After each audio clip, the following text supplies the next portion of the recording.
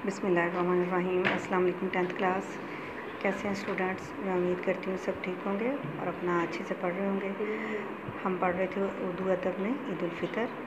आपने इसकी रीडिंग की और इसका खुलासा लिखा, ठीक है, और उसको याद भी करना है आपने। अब हम आगे इसके मश्की सवालात करेंगे। तारीख़ है आज 25 जुलाई 2020 और दिन है हफ्ता। उन्वान सवाल जवाब। सवाल नंबर 1 है, दर्ज झैल सवालात के जवाब तहरीर करें। अलिफ सवाल होगा। पहला है अलिफ सवाल, ईद उल फितर का हमारी तहसीबी और दीनी ज़िंदगी से क्या ताल्लुक़ है? जवाब, ईद उल फितर का मुसलमानों की तहसीबी और दीनी ज़िंदगी से बड़ा ताल्लुक़ है, गहरा ताल्लुक़ है। ईद का मतलब है बार बार आने वाली खुशी। मुसलमानों का ये त्यौहार और उनकी एक तहसीबी इकाई बनकर माशरती ज़िंदगी में बहुत दूर तक जाता है। ईद को महज खुशी या ईद के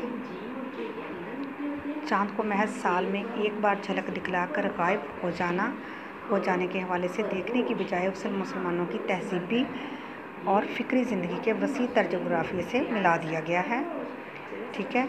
अब हम अगला सवाल करेंगे। बे है सवाल, ईद उल फितर पर नज़्मों में शोरा ने क्या बारीकियाँ पैदा की हैं? जवाब, शोरा हज़रात ने ईद के मौजू में नई नई बारीकियाँ पैदा करके इसे अदबी खुशी के मिले जुले जज्बात तक ले गए हैं। अगला सवाल है जेम, इस सबक की रोशनी में उर्दू शोरा ने ईद उल फितर के जिन मुतअद्दिद पहलुओं पर इज़हार ख्याल किया है, इनमें से 3 मौज़ूआत के नाम लिखें कि उन्होंने किस किस पहलू को ज़ाहिर किया है, उसके बारे में लिखना है ईद उल फितर के, ठीक है। जवाब है इसका, उर्दू शोरा ने ईद उल फितर के हवाले से दर्ज झैल पहलुओं पर इज़हार ख्याल किया है। नंबर 1, नंबर 2 और नंबर 3 ये हैं। पहला नंबर है ईद के चाँद को मनाजिर के हवाले से बयान करने का रुझान। नंबर 2 है ईद को दाखिली मसरत और ख़ारजी हालात से मुंसलिक करने का रवैया।